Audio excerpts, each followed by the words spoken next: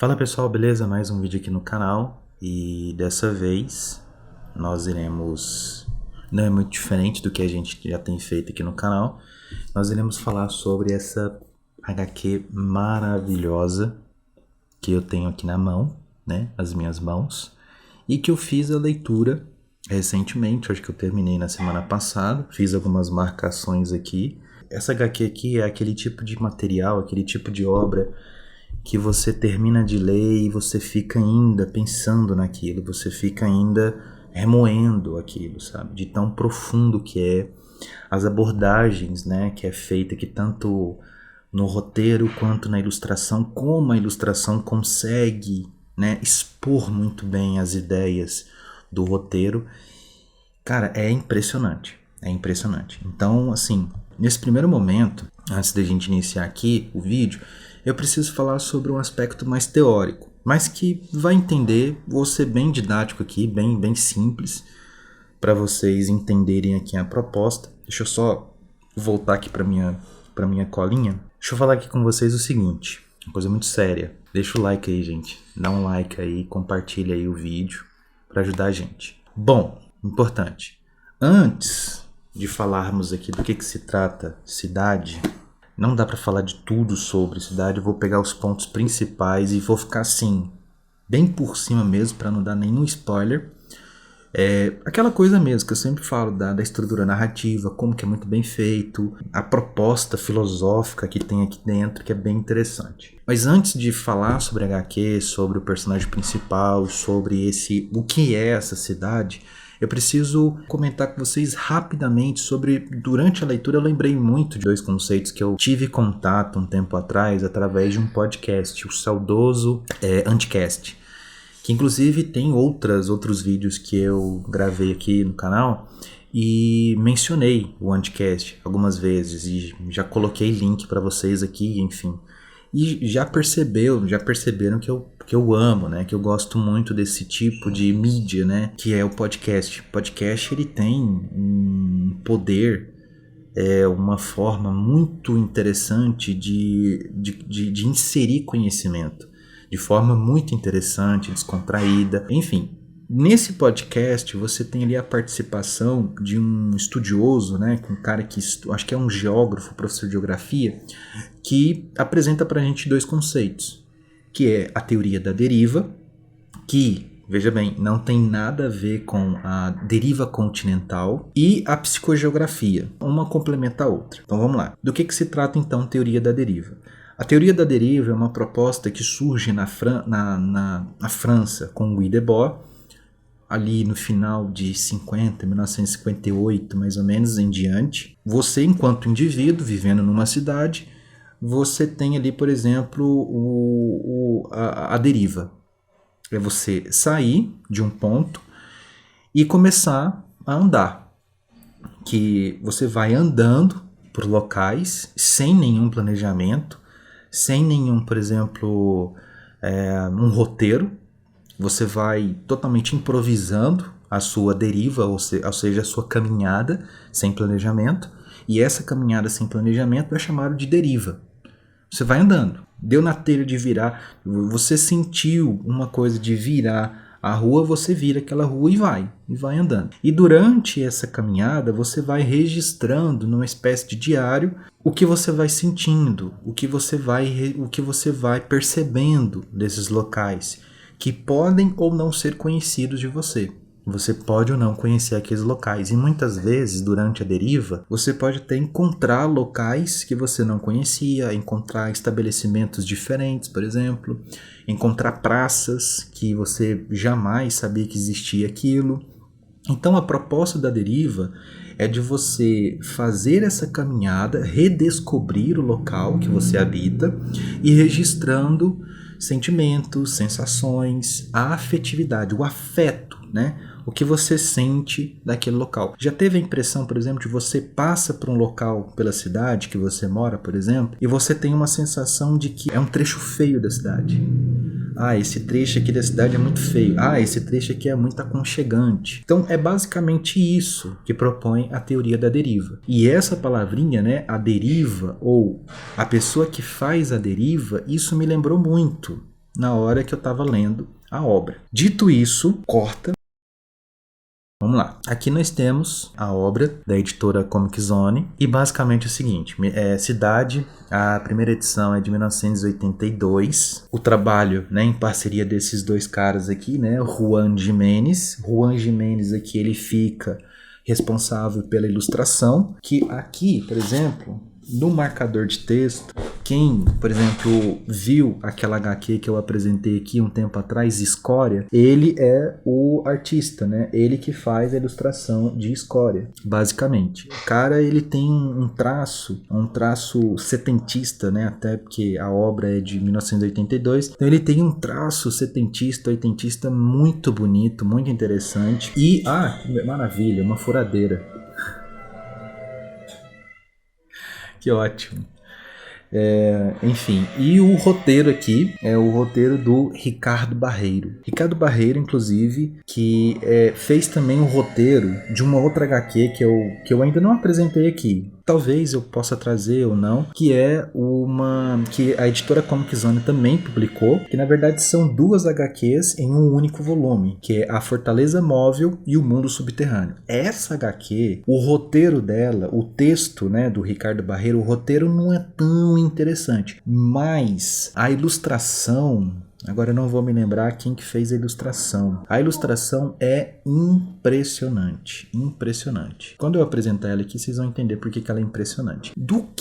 Fala logo do que se trata HQ Cidade. Primeiro eu preciso iniciar com o primeiro capítulo, né? A HQ ao todo, ela tem 12 capítulos. Só que são capítulos bem curtinhos. Nada muito difícil de se ler. Você tem um personagem que é o Chan. A história ela começa na França, uma França ali da década de 80, um contexto em que tá chuvoso, tá frio, e esse Chan, ele é um ilustrador, ele trabalha numa agência de publicidade e você percebe que é um cara que tá melancólico, um cara que é depressivo, um cara que tá meio que cansado da rotina dele e ele só queria sumir dali. A impressão é essa que dá. Nesse ponto, a ilustração consegue ser muito bem efetiva, consegue apresentar muito bem esse personagem e rapidamente a gente pelo menos eu me conecto profundamente, me identifico profundamente com esse personagem. Essa rotina estressante, chata, enfim. O contexto chuvoso, frio, o desinteresse por parte do personagem, até mesmo nas relações amorosas,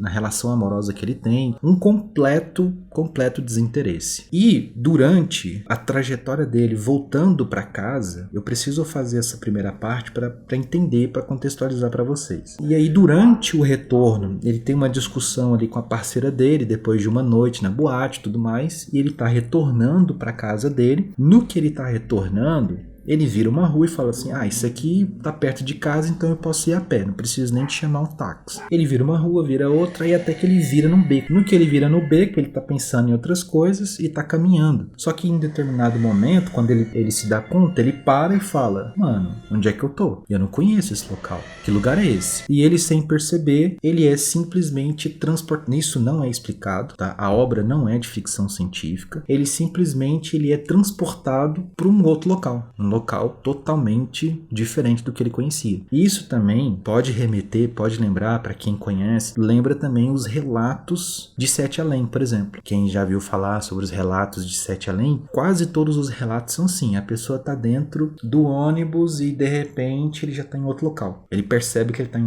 outro local. Enfim, e aí ele tá caminhando, ele acaba entrando numa confusão, cara dentro de um carro começa a atirar em cima dele, e aí nesse primeiro capítulo, além de apresentar esse personagem e de já transportar ele para esse local, porque é muito rápido, mas é muito bem feito, bem calculado essa apresentação do personagem e a sua forma como ele cai nesse outro mundo, nessa cidade. Ele conhece a sua parceira, né? A sua parceira de jornada, que é a Karen. Nesse primeiro momento eles têm que fugir, enfim, aí você tem a conclusão do primeiro capítulo. No segundo capítulo, que é um capítulo muito importante porque mostra uma coisa interessante, que esse personagem, o Chan, e isso vale para outras histórias, outros filmes, séries, por exemplo, que você tem um protagonista que ele cai em um universo desconhecido, ele encontra uma pessoa também pelo caminho, e essa pessoa que está pelo caminho começa começa a orientá-lo, começa a ajudá-lo a entender esse outro universo. Esse tipo de personagem é chamado, dentro da estrutura narrativa, de olheira. O quê?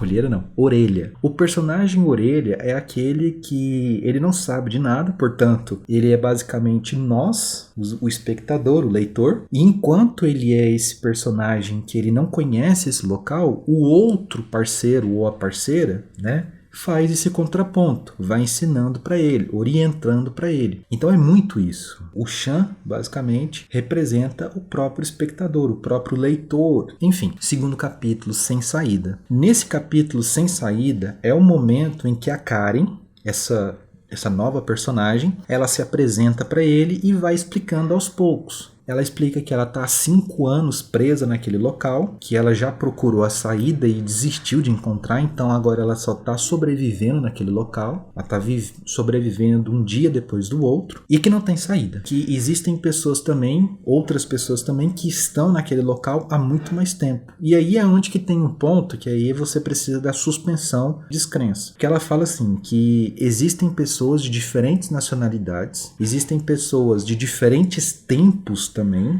pessoas que caíram naquele local do século XVIII, do século XV, por exemplo, e que estão naquele local. E que as pessoas que caem nessa cidade, que aparecem nessa cidade, são chamados de náufragos. Então, o primeiro capítulo e esse conceito que ela utiliza para chamar, para designar as pessoas que habitam essa cidade, vamos colocar essa cidade alternativa, por assim dizer, são chamados de náufragos. Então, náufrago e deriva, eu remeti na hora a teoria da deriva. E aí vai seguindo. Você tem o terceiro capítulo, que é... Aí eu vou falar todos os capítulos aqui e depois eu vou dar as minhas impressões gerais. O Auto Supermarket, que é um capítulo bem interessante. Capítulo 4, Hamelin. Gente, eu não vou, assim, tem muitas referências literárias do cinema e da literatura e eu não vou falar para não estragar a experiência, quem quiser depois comprar, não vou fazer esse desserviço aqui. Então quem pegar essa referência de Hamelin, conheceu quem é Hamelin na literatura, meus parabéns, um abraço aí para os irmãos Grimm. O quinto capítulo é Metrô para Lugar Nenhum. Abraço também aí pro Neil Gaiman. Capítulo 6, A Vila Catedral. 7, Dilúvio. Abraço aí pra Noé. Capítulo 8, Bairro Castelo. Capítulo 9, O Jardim das Delícias. Capítulo 10, Em Nome da Lei. Esse é um capítulo bem violento, inclusive. Capítulo 11, Na Escuridão do Esgoto. E o capítulo 12, A Saída Final. Inclusive, só para pegar aqui, nessa parte Sem Saída e no Auto Supermarket, eu senti essa referência aqui não é tão assim destruir a experiência do leitor, mas eu senti muito ali uma referência do Mad Max. Senti muito uma referência, porque tem ali um embate, né, um combate de carros entre o Chan e a Karen num carro e um grupo de motoristas selvagens, que eles chamam. Acho que é motoristas selvagens, alguma coisa assim. Que é uns caras tudo maluco, com uns carros potentes e tudo mais. E eu lembrei muito do Mad Max. Muito, muito mesmo. Então, colocando aqui em linhas gerais, eles estão em uma cidade, eles são jogados, essas pessoas, em algum determinado momento das vidas deles. Então, basicamente, cada capítulo que a gente vai lendo é uma jornada diferente, que eles começam de um ponto. Por exemplo, o Chan e a Karen, eles se conhecem no primeiro capítulo, eles estão num ponto da cidade, e quando você tá lá no 12º capítulo, eles já passaram por muita coisa. E tudo dentro da mesma cidade. Eles em nenhum momento eles conseguem sair dessa cidade. E aí é onde também vale ressaltar, imagina como se fosse uma série, né? Cada episódio é um problema diferente que tem uma resolução, né? Um início, meio e fim, cada episódio. E aí, além de ser uma jornada diferente, um ponto da jornada diferente, uma nova aventura, uma nova ameaça, tudo acontece dentro desse ambiente que é chamado de cidade. Aí você pode ter duas interpretações ou mais de uma interpretação. Você pode interpretar, por exemplo, que essa cidade ela é uma simulação, que faz muito sentido. Imagina essa estrutura, né? Um jogo de mundo aberto, e a ideia do jogo de mundo aberto é que quando você vai para um local do mapa, o mapa ele se constrói, você tem que a renderização daquela região do mapa, enquanto que aquela parte do mapa que você não está vendo, ela foi descarregada, ela não existe mais. E quando você volta para aquela região, ela reconstrói novamente. Enfim, existe uma explicação mais didática que eu não consigo fazer aqui, mas é basicamente essa sensação que eu tive, como se fosse uma simulação. Ela carrega, cada capítulo é um ponto diferente desse mapa aberto. Esse grande mapa aberto que é essa cidade gigantesca, essa cidade infinita praticamente. Inclusive, essa ideia de cidade infinita também me lembrou o estilo desse cara aqui, ó, o Borges, escritor argentino, inclusive. Então, como eu estava falando, eu me enrolei muito aqui. Além de parecer muito com uma simulação de computador, tipo Matrix, por exemplo, ou, por exemplo, 13º Andar, me lembrou também um outro aspecto que por conta desse barulho aqui agora eu me esqueci. Peraí que eu vou lembrar. Ah, lembrei. Lembra também um gênero de ficção chamado New... Vai aparecer aqui na tela aqui, ó. New Weird. Você tem alguns autores de New Weird. Geralmente, New Weird tá dentro ali, é como se fosse um subgênero da ficção científica. Porque muitas histórias de New Weird se passam em um ambiente futurista, mas não necessariamente é de ficção científica. Pode ser que tenha um pano de fundo futurista, mas a ideia do New Weird, sendo assim, bem didático mesmo aqui, que quem for ler essa HQ vai entender isso, um romance de New Weird, por exemplo, ao longo da narrativa, ele vai mudando o clima da narrativa. No primeiro momento, ele parece ser de ficção científica. Depois, ele parece de terror. Depois um thriller, né, um suspense psicológico, por exemplo. Depois ele vai para um aspecto de investigação policial, mistério policial. Então, o New Weird ele vai brincando com os gêneros literários, ele mistura os gêneros literários. E não só isso, o cenário do New Weird geralmente ele tem uma vida. Ele tem vida. O cenário de narrativas de New Weird, ele também é um personagem, ele também influencia na narrativa, ele também pode, por exemplo, causar um mal para o personagem ou para os personagens. Além dessa interpretação de ser, por exemplo, uma simulação no estilo Matrix, uma simulação no estilo 13º Andar, também, e aí é a minha interpretação que eu acho mais válida, que depois de tudo que eles vão passando, e inclusive o penúltimo capítulo, que é o capítulo 11º, que é o Na Escuridão do Esgoto, acontece ali uma situação, quem salva eles são personagens de histórias ficcionais, histórias de fantasia, que são personagens criados pelos seres humanos. E eu já estava com essa sensação de que, na verdade, e aí esse capítulo ele me confirma isso, esse 11º capítulo, uma abordagem filosófica que o Barreiro, né, o Ricardo Barreiro faz aqui, que é um aspecto muito profundo, uma reflexão muito profunda que ele faz aqui. E aí, no 12º capítulo, a saída final, tem um encontro, né, que eles têm lá com um personagem, que é esse personagem aqui. Eles chegam num ponto da cidade em que as pessoas, a própria cidade, e aí é onde que entra novamente a questão do New Weird, a própria cidade influenciando nos personagens. Existe uma espécie de um campo, de uma tecnologia que exerce uma influência no comportamento das pessoas, que toda pessoa que entra nesse local da cidade, as pessoas ficam pacíficas. As pessoas, inclusive, elas nem conseguem sacar a arma para, né, agredir outra pessoa. Então, o próprio cenário, o próprio local influencia no comportamento das pessoas. E isso é New Weird, isso é uma das características do New Weird. E aí tem um trecho aqui que eles encontram com um personagem que é muito, muito interessante, que é esse personagem aqui, ó. Esse personagem aqui, eles encontram, tá, com ele, e ele começa a dar umas explicações que, cara, é muito Doctor Who. É muito Doctor Who. Quem curte Doctor Who vai entender muito. Então, todos esses capítulos, do início ao fim, o Sean e a Karen, principalmente o Sean, que ele influencia muito a Karen, ele quer encontrar saída, ele quer sair dali. Por mais que a vida dele lá na França, que fica muito claro isso lá no primeiro capítulo, por mais que a vida dele não fosse boa, por mais que ele não estivesse satisfeito com o trabalho dele, melancólico, ele quer voltar pro local de origem dele. Faz muito sentido isso. Então eles buscam a saída, a jornada deles é de buscar uma saída. Do início ao fim, do primeiro capítulo até o 12º capítulo, eles querem encontrar uma saída. E até agora eu não falei a minha teoria. O que eu acho que é essa cidade. Para mim não é uma simulação.